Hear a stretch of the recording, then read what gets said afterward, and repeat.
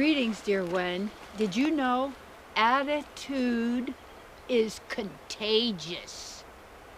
It's worse than any contagious thing of all is consciousness, attitude that we pick up from other people.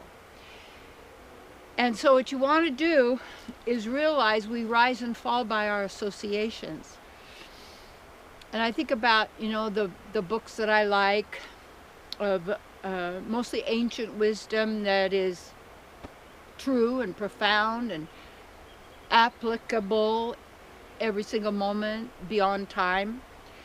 So I'm associating with those great souls because I'm reading the results of their exploration into consciousness, of attaining these various stages and qualities of being, bringing forth all their divine qualities and abilities and talents and powers. And it's really interesting. You become like who you associate with, who you spend time with, who you believe, who is your authority, your author, your authority writing your story.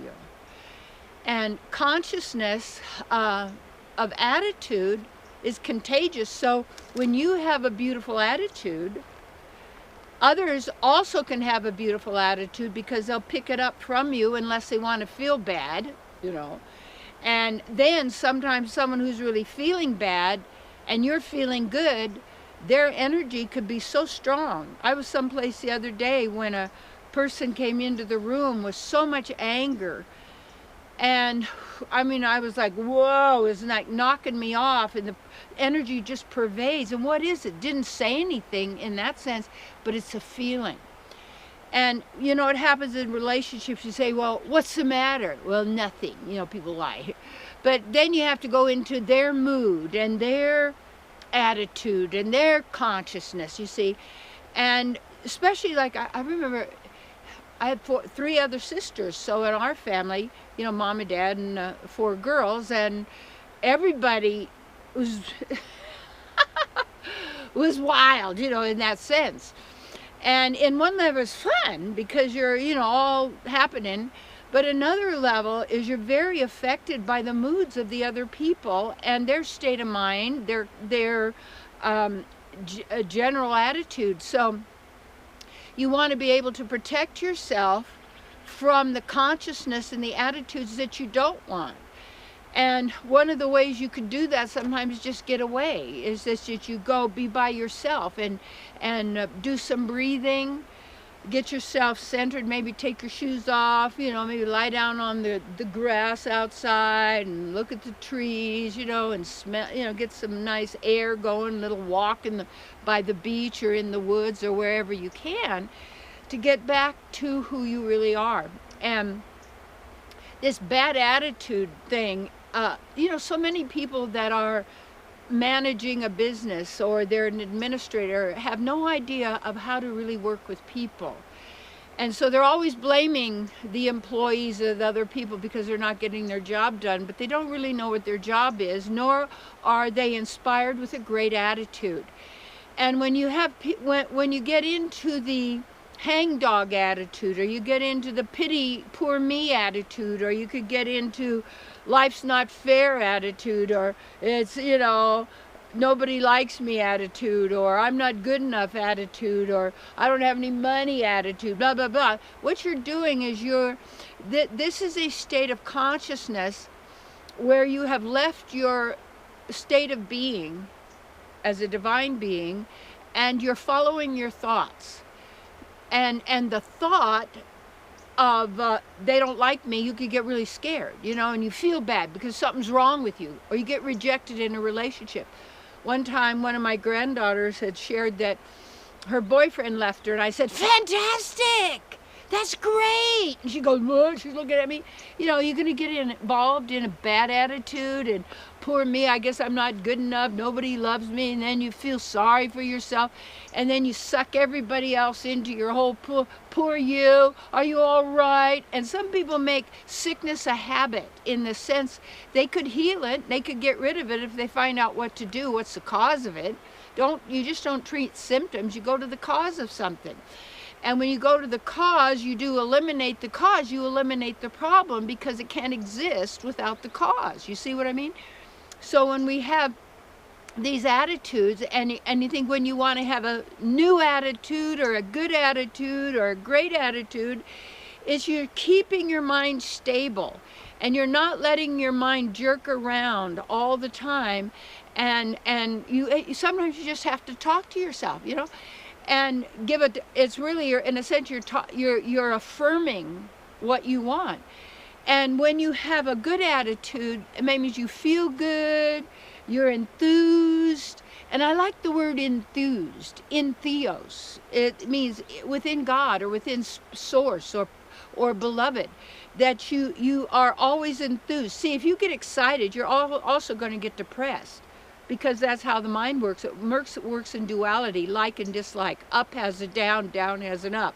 And it goes there. So when you're excited, then you're going to get depressed. And then I'm excited, and I'm depressed, and then I'm bored, and then I'm feeling bad. You know, it's just going on and on. And if you take a look at, if you ever watch the news or something on the internet or TV or whatever, everybody, they want to know, what's your emotion? We want the emotion. We want the feeling.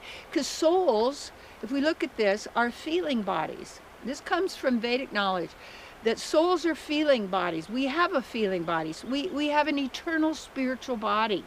And it is a feeling body, a sensing body, a knowing body. This is who we are. You're beyond description. And when you have a great attitude, it also affects your body, just like a bad attitude, a sad attitude, a poor me attitude, a depressed, I'm going to die attitude, I'm going to lose, you know, all this. And there's such fear of the loss maybe of a partner or a mate, or such fear of the loss of a job, or fear of the loss of your money, or fear of the loss of anything. So always in the consciousness is this fear of loss, as if you have, and you're already living it as if it's happened to you. You're already experiencing the thing that might happen someday that probably never will, or if it does, you want to prepare yourself. Is that it? You're preparing for the loss? It's like dominoes, you see. And it just hits and just rolls out, and it can consume everybody. So a bad attitude, you know, I know this one guy up here at Shasta, every time you see him, he starts out, he goes, can't even say, how are you? Because if you say, how are you? I don't have any money. I don't have any money. I don't have any money. This is all, so what am I supposed to do about that? You know, it's like this. So people have a predominant attitude, and we say, oh, you're a Pollyanna. You put you down. Well, what's your alternative? Years ago when I was skiing at Mammoth, and I was on the deck looking out there, there was a woman there who was had a quadriplegic body in a wheelchair, and she had been a skier that was getting ready for the Olympics, and had a Jill Kinmont, and she had this skiing accident. Watching her in this wheelchair, she was in joy watching the other skiers. And I said, boy, you have a great attitude. She said, what's my option? What's your option? And, you know, it's in some levels, we've got to make the best of a bad situation, in a sense. Because you look at what's going on supposedly in the world, at least we're being told by whatever media thing we're watching or reading or studying about it. But again, what does that have to do with you? You know, there's somewhere in the Bible, so I think somewhere in Jesus' teaching, in that particular form of, you know, it's not that I believe teachings, that's not it. I use them to bring me to myself, to who I really am in my connection with you and the divine and all that is, and work to take off all these layers of unconsciousness and ignorance and self-abuse and abuse of others and all of this that we have been, and you might say, acclimated to. We've been taught this, to compete, to fight, to war, all this, and to say it's human. You know, it really isn't. It's very alien to us, because we're very gentle, kind, and loving. And so when we get so much stuff coming at us all the time in the world, and then you think, well, I guess I have to feel bad for others. Don't feel bad for others. Have compassion, but don't take on their stuff.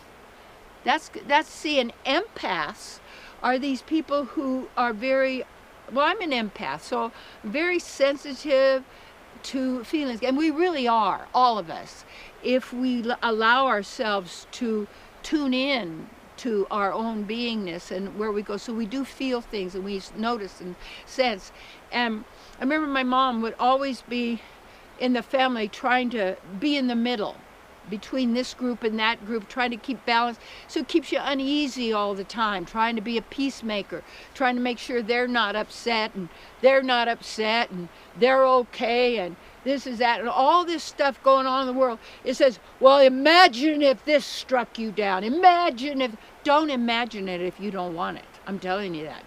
Don't imagine it if you don't want it, because your imagination is powerful, powerful. So that sense to stay centered, because consciousness attitude is contagious, and it's in epidemic proportions where people are in anxiety and fear. And you see, it isn't the leaving the body that's such a big deal. It's the fear of how's it going to happen? It'll be painful. Is this going to do? I'll lose my stuff and my people and I won't. No. The good and the bad news is you cannot die, my darling. So you better know who you are. And how you get that. We can get that a lot from ancient teachings, ancient wisdom, but you apply it. It's not a belief system. You apply these tools and these steps to bring you to who you are, to keep you centered in yourself, and to not be blown around by every little change in the weather, every little change in the people, every little change that's going on, because this world changes all the time, because consciousness changes. So, have the consciousness of enthusiasm. Keep that consciousness, and if people around you and out there in the world, they're bumming you out, and just avoid them as much as possible, so you can keep in yourself and have your own way that you keep centered, so that nobody can knock you off your center of being.